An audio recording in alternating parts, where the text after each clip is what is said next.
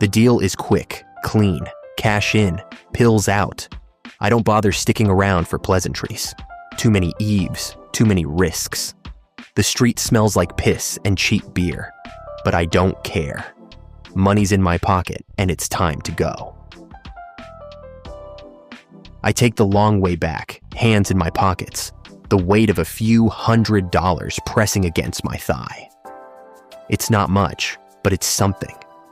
Enough to keep Damien off my back for a bit. Enough to make it worth it. My new place isn't far, just a few turns down quieter roads.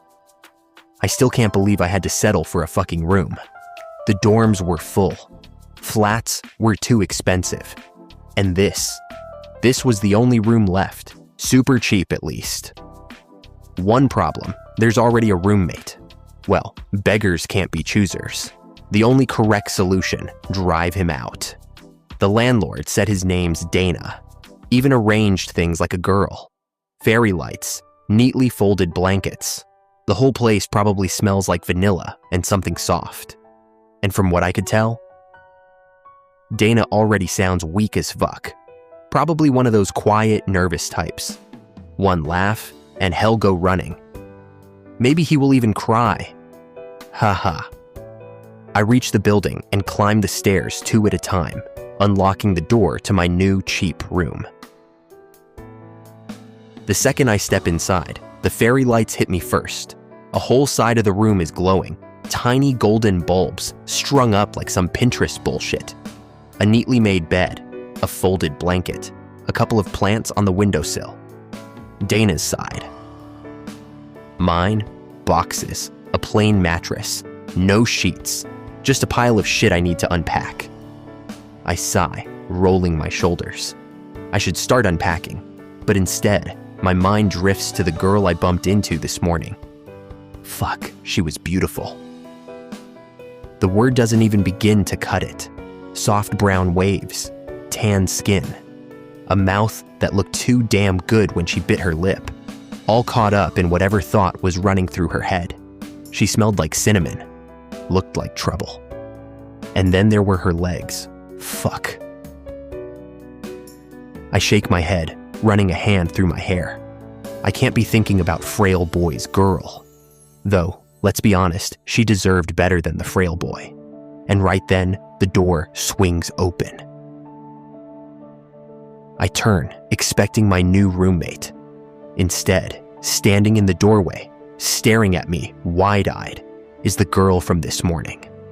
I sit on the edge of my bed, legs spread wide, phone and cigarette pack tossed carelessly beside me. I should be scrolling, checking texts, lighting one up, something. But instead, I'm watching her. Not in a way she'd notice, just enough. Enough to see the way she's taking everything in, her eyes flicking from my side of the room to the mess I've made. To me. She hasn't said a word yet, just standing there, thinking. I can practically hear it. The thoughts, the connections, the conclusions she's jumping to. Then she moves. She shrugs off her jacket, smooth, effortless, hangs it in the cupboard. The soft fabric of her top clings for half a second before settling against her. Then, right in front of me, she lifts her hands, fingers undoing the tie in her hair. Fuck. Waves of chestnut brown tumble down, loose and a little messy, catching the warm glow of her damn fairy lights. My jaw tightens. Shake it off, then it hits me. What the fuck? Dana. I thought Dana was a man. I sit up straighter, staring now, piecing it together. No fucking way. She's my roommate?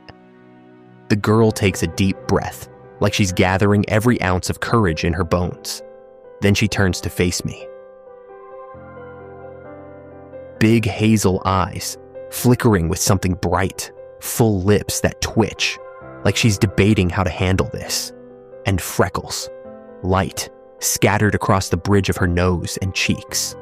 Soft, like they shouldn't belong in a place like this, in a situation like this.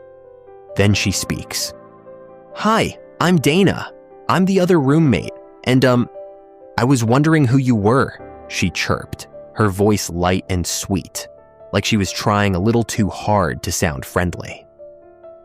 I stare. Then I exhale sharply, dragging a hand down my face. What the fuck did I just get myself into? I was expecting some frail little dude, easy to kick out. Not this. She's still standing there, all bright eyes and forced enthusiasm, waiting for an answer.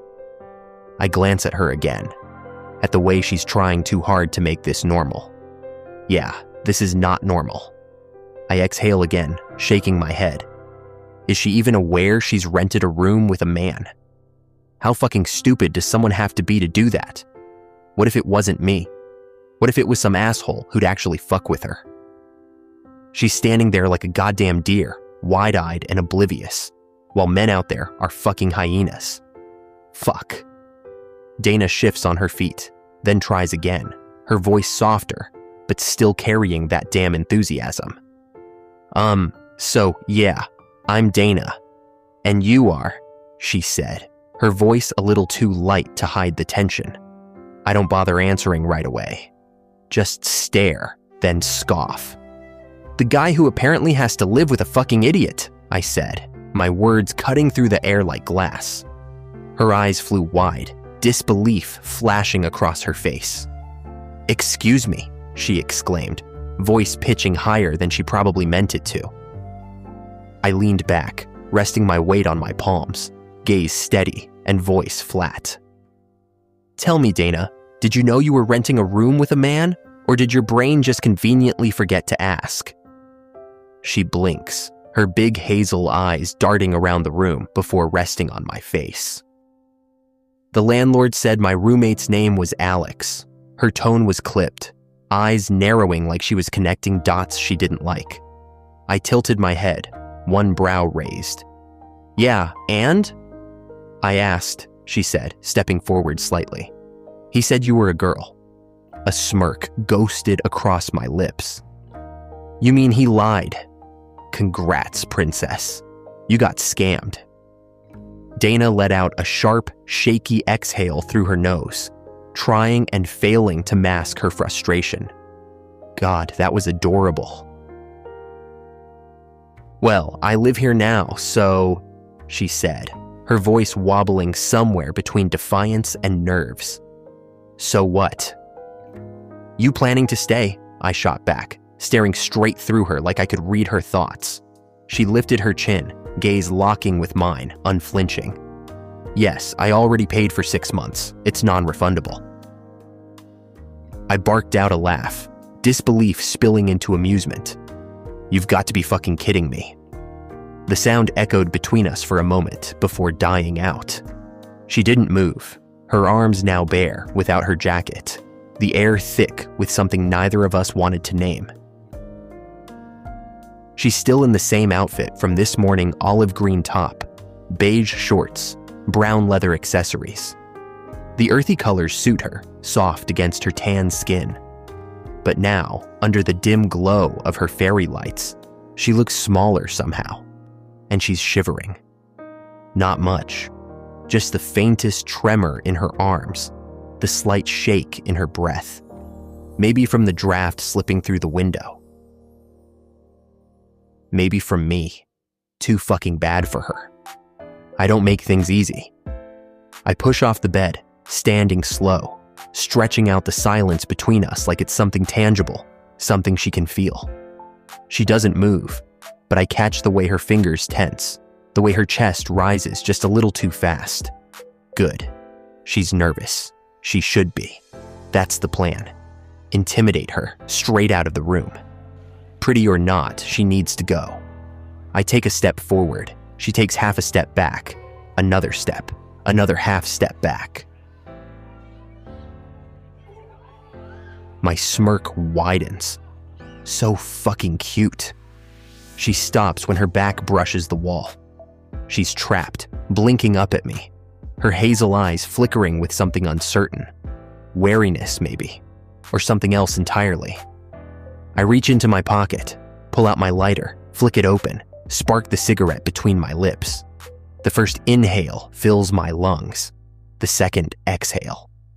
A slow drag of smoke curling into the space between us, slipping into the air like a warning. Her nose scrunches. Bingo. She's got to leave after this. I twirl a loose strand of her hair between my fingers, watching the way she stiffens. Soft, fucking soft. And the scent, warm, something sweet. Cinnamon? Vanilla? Fuck. A muscle ticks in my jaw. I should take a step back. I should let go. This isn't something I would do. But this girl, her presence is fucking with my brain. More reasons for her to leave. I lean in closer, voice low.